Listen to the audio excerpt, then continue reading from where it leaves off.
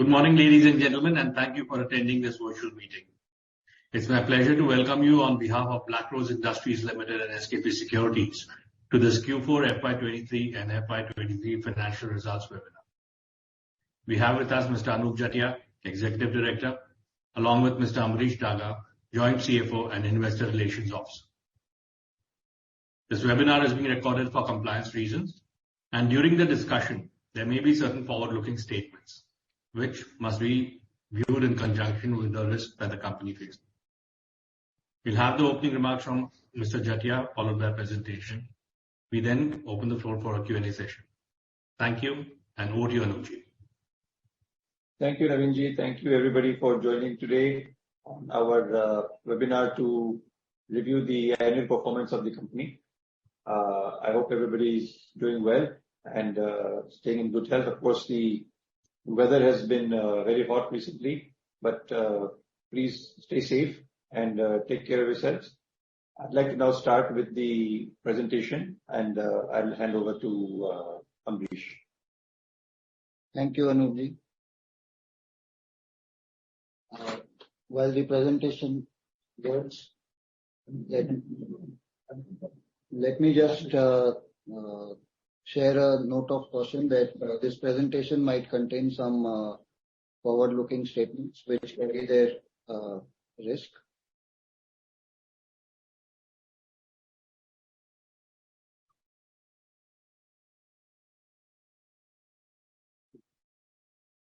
Yeah, I hope everyone can see the screen. Yes, Amrish. Yeah, just a second. Sure.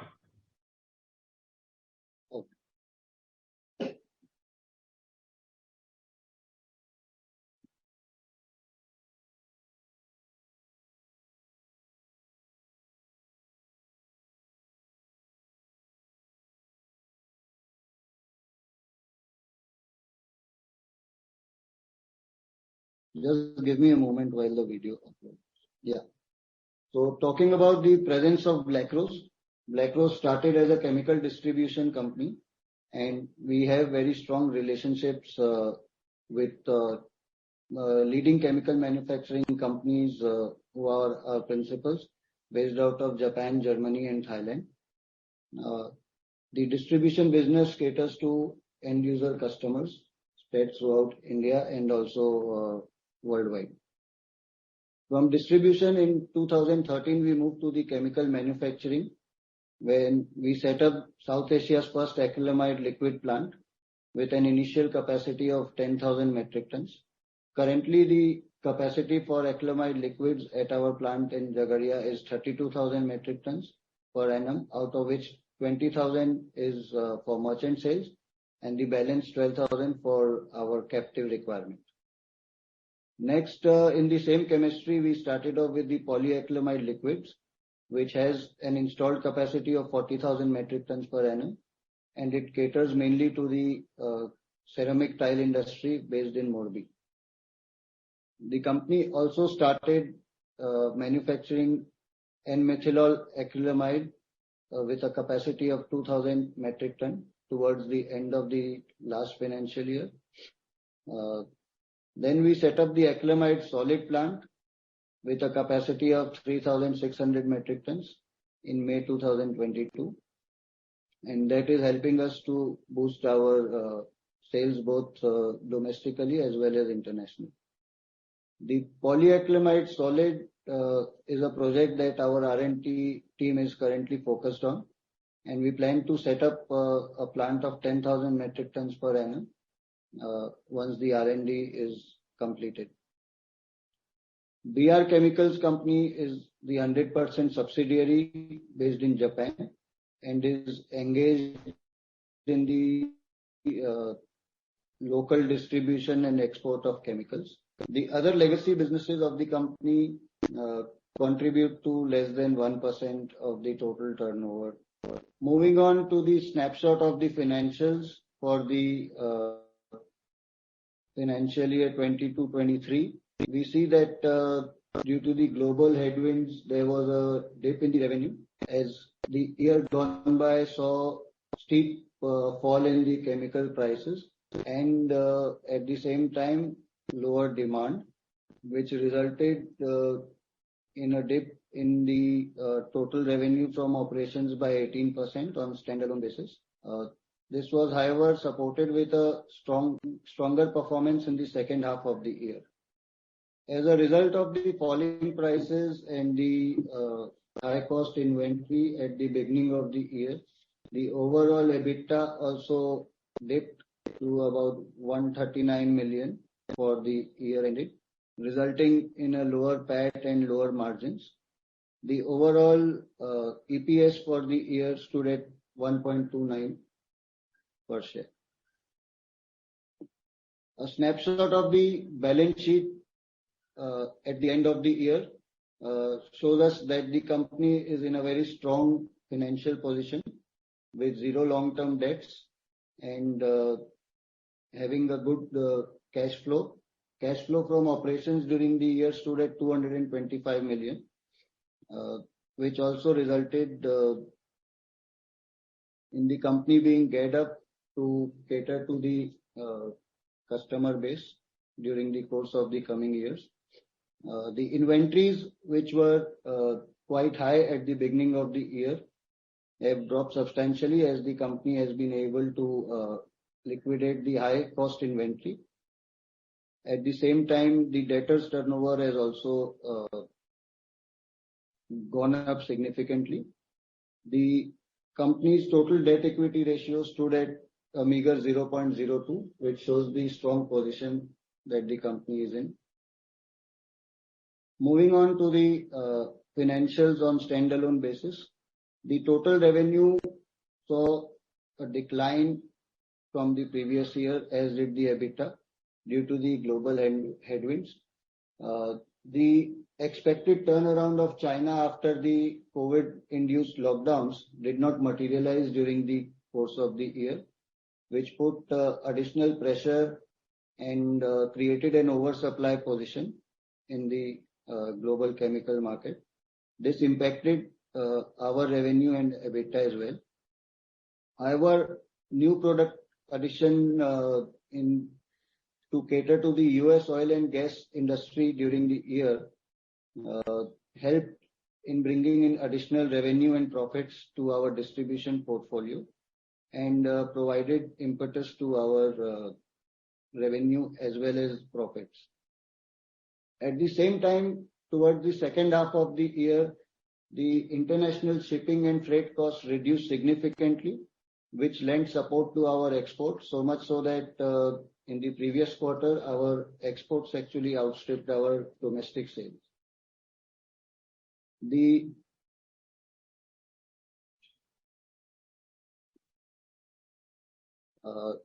latter part of the year saw improved revenues as well as improved profit, as the high cost inventories were consumed in the previous quarters.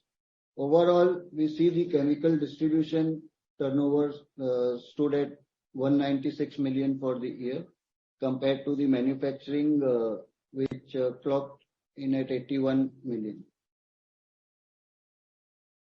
Moving on to the revenue and geographical mix, we see that there is no significant change in the distribution between manufacturing and distribution.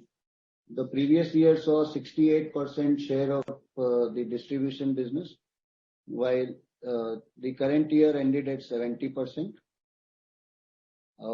As we move forward in the coming quarters, we anticipate the manufacturing revenue to pick up, and this balance being turning more towards the being equal.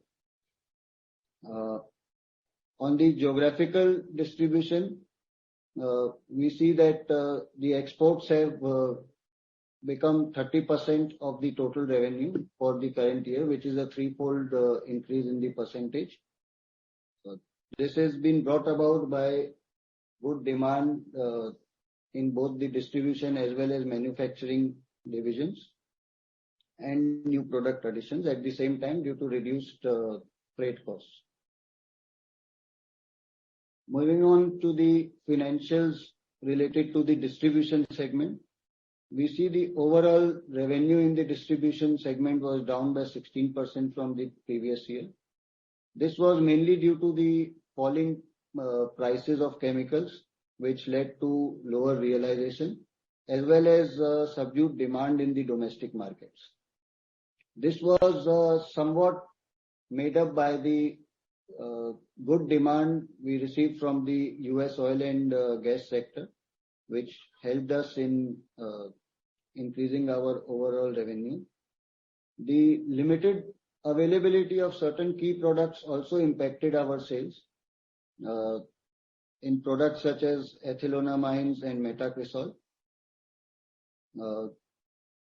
Overall, we see that the top 5 products catered to about 79% of the revenue and about 4/5 of the total profit for the year. Moving on to the manufacturing division. Overall, the revenue in the manufacturing division reduced by about 24%. This was mainly due to the price realization being lower, as we saw the key raw material prices fall by about a similar percentage in the during the year. The same will be highlighted in the upcoming slide. The company obtained the EU REACH registration, which has opened up the market for exports, especially in Europe.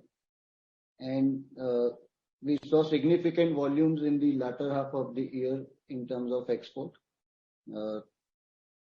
The dumping by the Chinese suppliers continued unabated, as there was an oversupply situation in China, which resulted in a negative impact on the acrylamide powder sales in the domestic market during the course of this year. The higher cost raw material which the company carried during the first 3 quarters of the year led to reduced margins. However, the margins doubled during the final quarter of the year, as the company was able to dispense the high cost inventory in the previous quarters.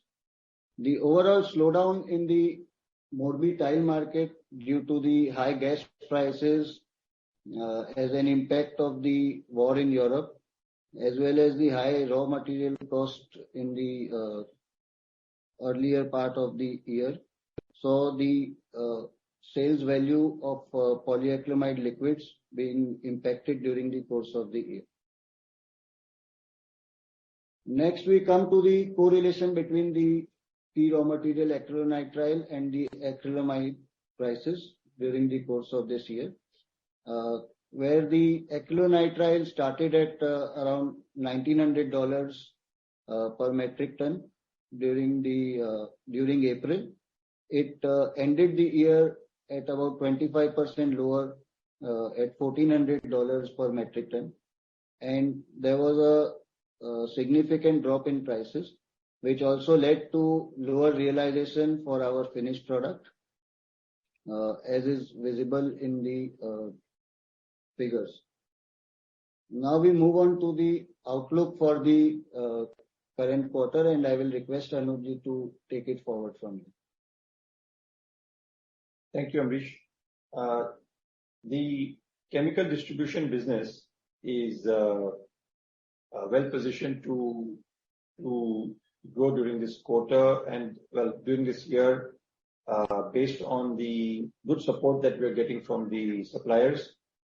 Suppliers are also expecting us to have higher offtakes, which we are supporting them with.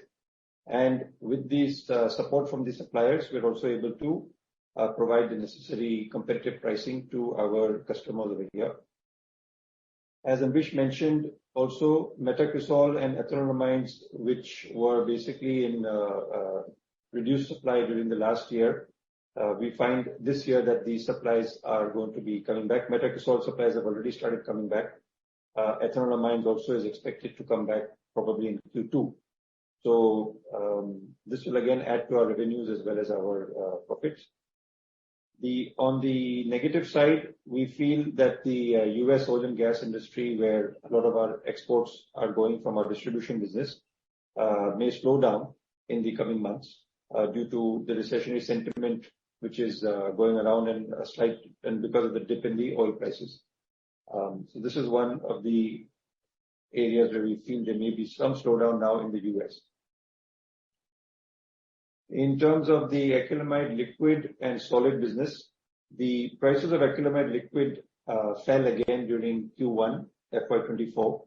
This is largely due to the reducing raw material prices, but the prices of the product may stabilize in the coming months and maybe eventually start to go up maybe in the latter half of the year, depending on how acrylonitrile, which is raw material, acrylonitrile demand changes in the coming months. The prices in the export market are actually currently more remunerative than the domestic market, and due to this, we have been exporting more volumes. In the last month, I would say, our exports were larger than the domestic sales. In fact, also in the, I'm not sure if it was the case in the last quarter, but yes, it has been in the last month for sure. And the Chinese dumping of acrylamide powder continues, which does affect the sales of acrylamide powder for us in the domestic market. One of the things where we're seeing a lot of changes is the EU REACH registration, which we took. And thanks to this investment we made last year, we are seeing a lot of new business opportunities coming out of Europe. Europe has been now looking at a Europe plus one policy, which means customers who are dependent solely on European supplies for their raw materials are looking for non-European sources of the same raw materials. And this is where we are getting additional volumes coming in right now from Europe. We also plan to improve our productivities in the next quarter, with some new machinery and some equipment which is being installed. This would actually help us reduce costs as well.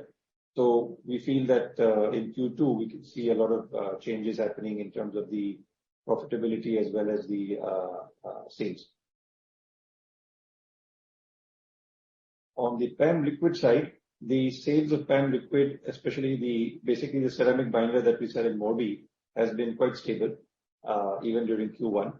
And we have chosen to basically prioritize on our quality and our service rather than chasing after the falling prices in the market.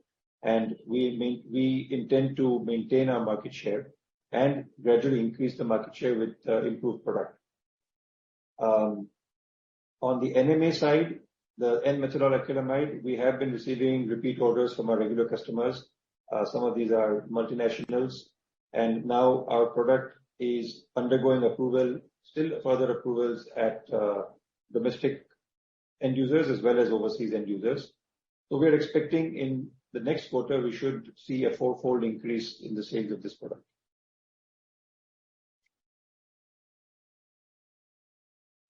The ongoing and upcoming projects. So currently, as we all know, we have been working on the research and development work on ceramic binders, as well as the acrylic dispersants, which is the polycarboxylates and polyacrylamide solids.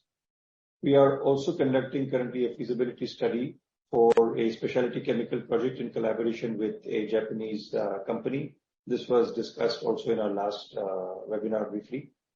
And we are currently also now discussing 2 potential toll manufacturing projects with US and European companies.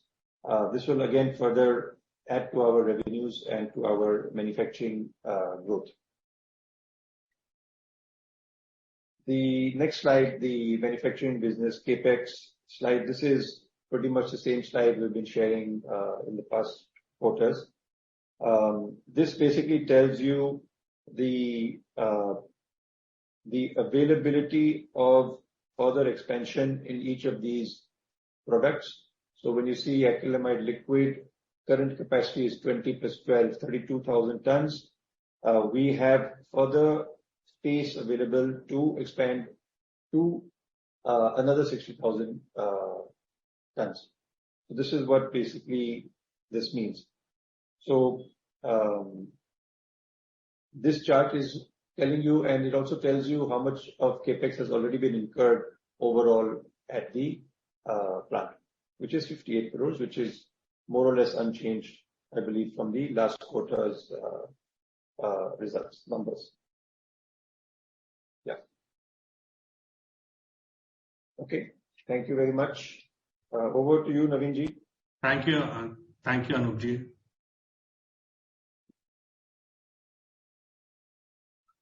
Thanks for that comprehensive presentation.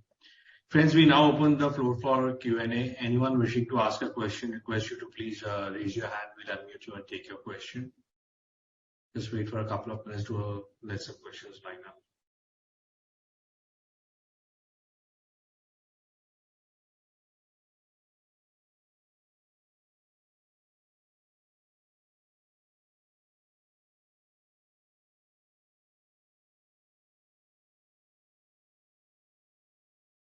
Friends, anyone with a question, request you to please raise your hand.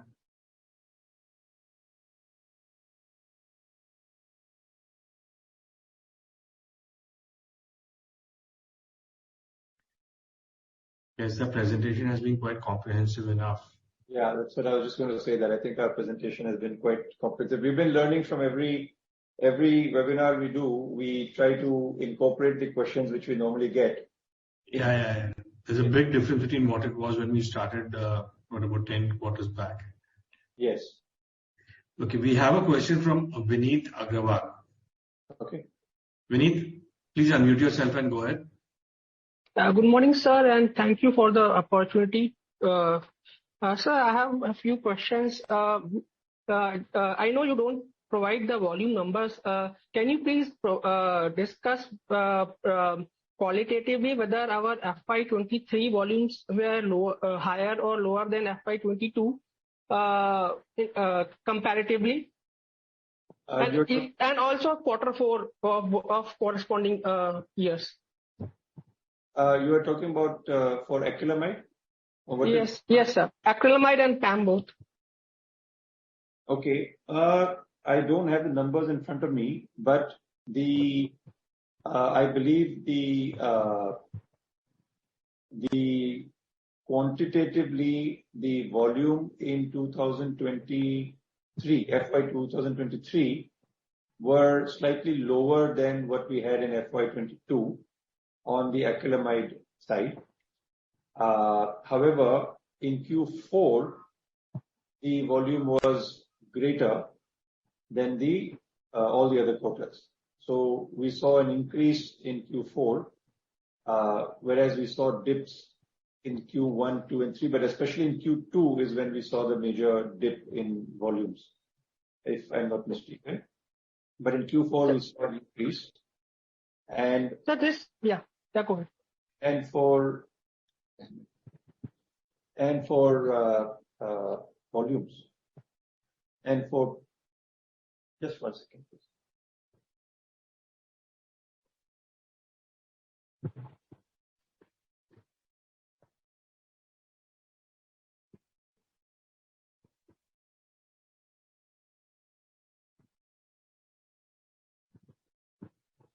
Yeah, sorry about that. Yeah, and on the PAM liquid, due to the slowdown in the Morbi market and the shutdowns which happened during FY23, the volumes of FY22 were lower, I believe, than FY22. However, our profitability has actually increased even despite the lower volumes, due to the lower raw material costs that we had during FY23 as compared to FY22. So in terms of margin, we have an improvement. In terms of volumes, we have a reduction. That is for full year. Yeah. Any other? Hello. Full year, yes. Yes. Okay. And sir, can you also provide, if possible, average realization for Q4 as well as for a full year FY23 for acrylamide and PAM liquid? We've already shared the chart with the realizations showing on the same for acrylamide. Okay. Yes. And for PAM, PAM liquid, like I mentioned in the last webinar, we had reduced the prices by 2 rupees per kilo. during this quarter. We had reduced the prices by 2 rupees during the last quarter. So any further correction expected in FY24? Yeah, these prices will keep changing based on the raw materials. So Okay. prices will constantly change depending on how the raw material prices move. That's what the chart is trying to show, that with the changes in raw material, how the realizations have changed. But what we are doing, as I said, is we are focusing more and more on export volumes where the realizations are higher. So you may see realization in the domestic market coming down, but getting balanced out by the higher realizations which we get in the export market. Okay, But so basically in either case, the realizations are still profitable, and there are no issues with, even if the prices fall, we are well profitable on those businesses. So coming to acrylonitrile, it was mentioned that in April 2022 it was 1900, which has fallen to 1400 at March 23. So can you provide the average price for full year? What do you mean by average price? You mean our average buying price? Yes, sir. We do not share that information. Okay. And sir, in March it has gone down to 1400. Sir, any market indications? How do you see going forward? Yeah, going forward, acrylonitrile is still reducing.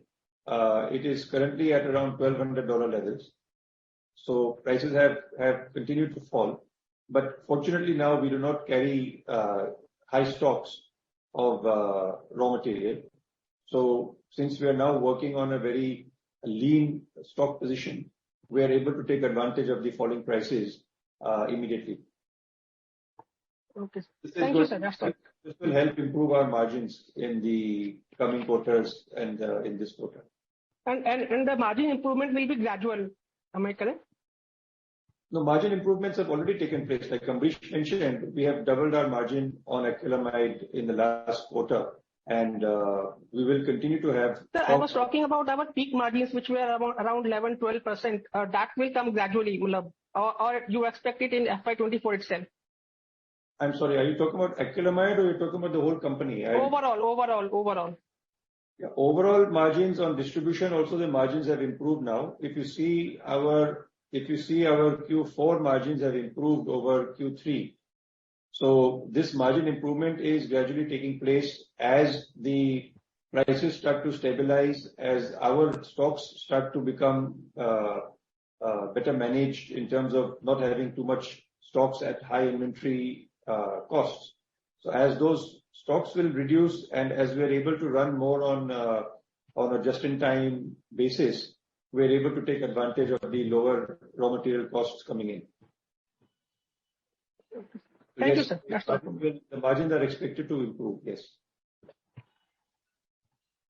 So that's all from my side. Thank you, Vineet. Friends, anyone with a question, please raise your hands and we'll take it up. Anupji, we have a couple of questions on the Q&A board. May I take them? Yes, please do. Please do. This question is from Amit Bagaria. Can you share details about the toll manufacturing plans, size and capex, and by when? No, currently we cannot share any of those information. It is all under secrecy agreements. Thank you for that. There's a participant who calls himself or herself anonymous attendee. Can you quantify the possible revenue growth for FY24?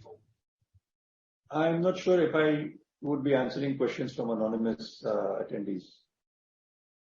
I think they should be ready to disclose their name when they're asking a question. I completely agree with that. Friend, if you can please change your screen name or login name, maybe it will be easier for us to take the question to the management.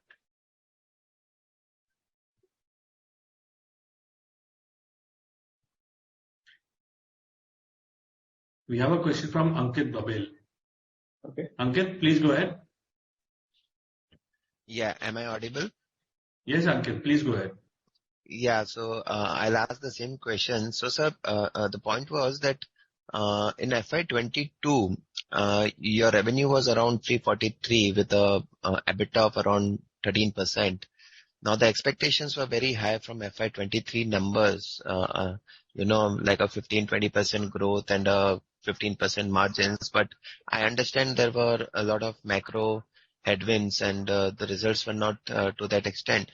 So now, considering the fact that, most of the things have normalized now, either the freight rates or the raw material prices have stabilized, even the macro environment is stable, demand is coming back.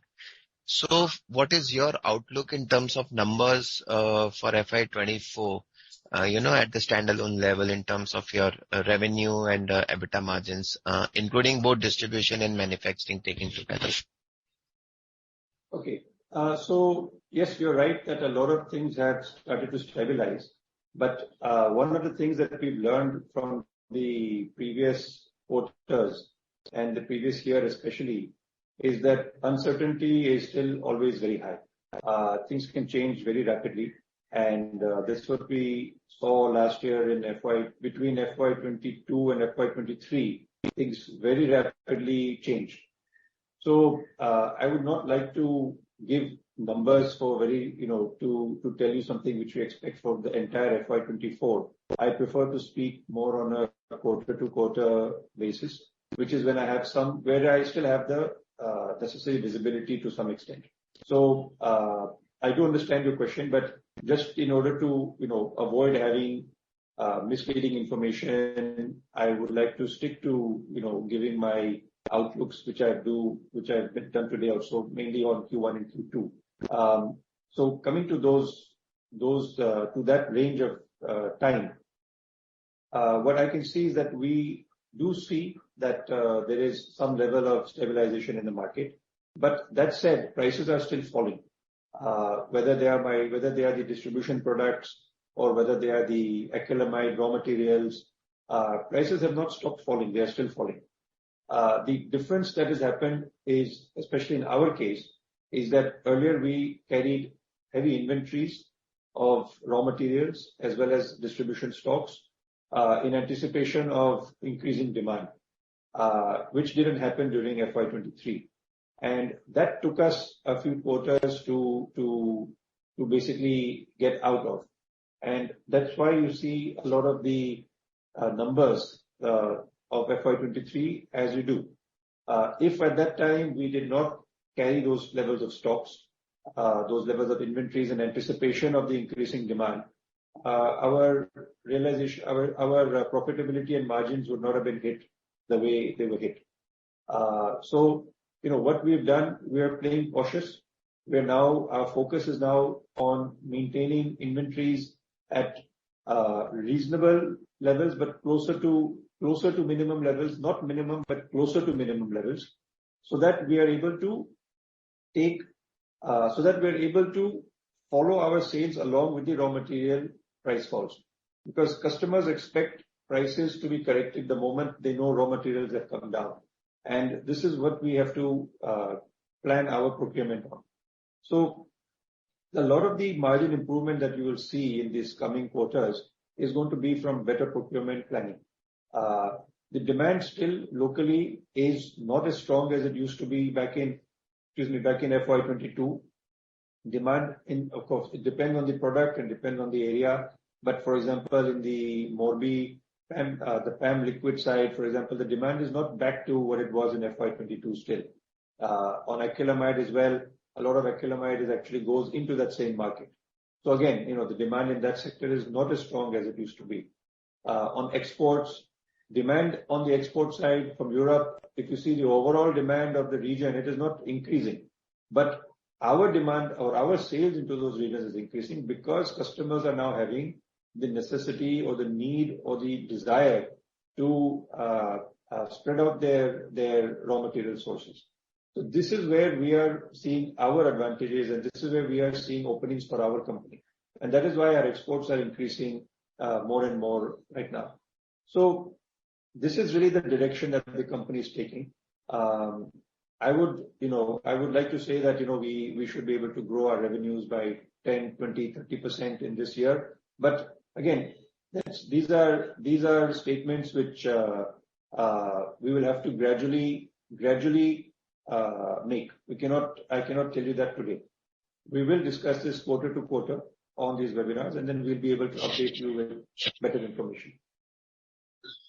But sir, is it fair to assume that in the first half, that's a near-term outlook, you can do at least a double-digit kind of margins? Because as you said that our inventory levels are low, we are cognizant of this fact that, we are keeping inventories low. So in the near term, can the margins be double-digit?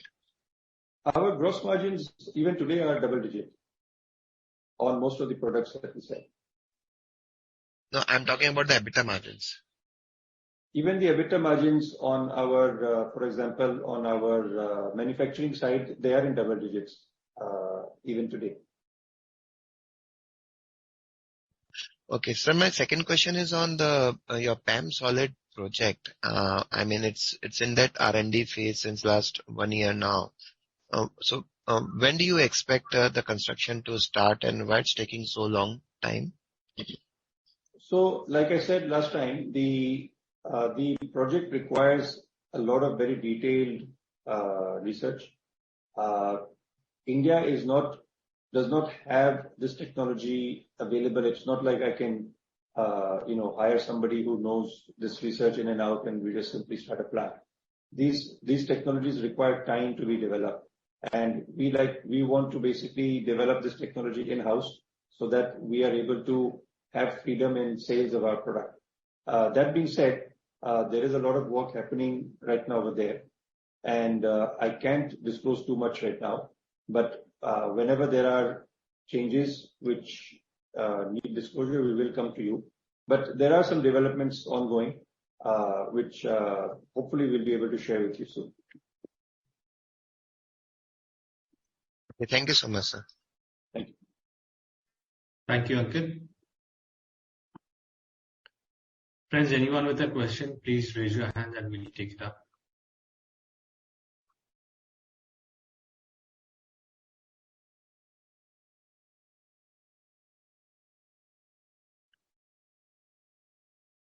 The presentation and the opening remarks, I think they've answered the questions.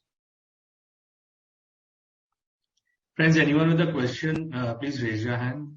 In case nothing comes up, we'll just wind up then. Anupji, over to you for your closing remarks. Yeah. Okay. So thank you everyone for joining the webinar today. I would just like to leave you with the feel and the sense that we have currently within our organization. But the mood is relatively good. The mood is of improvement. The mood is of better results, better opportunities, and a lot of new developments which are going on. So it's difficult to share that on a webinar, but whenever we are able to again have, for example, our AGM and other things in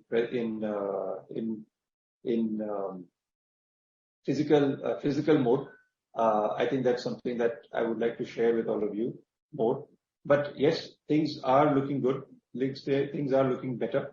And we hope that in the next webinar, we can share more information with you, and any of these new developments that we're working on, whenever something comes up, we would like to share with you as soon as we can as well. So thank you, and all of you have a great day. Thank you, sir. Thank you very much. Thank you, Anupji. Thank you, Amrish. On behalf of SKP Securities, thank you to everyone for participating in this webinar. In case you do have any follow-up questions or something is remaining unanswered, please feel free to write to me. My email address is there on the invite, and we'll take it up with the management. Thank you once again, Anupji and Amrishji, and have a wonderful day. Thank you. Thanks, Anuj.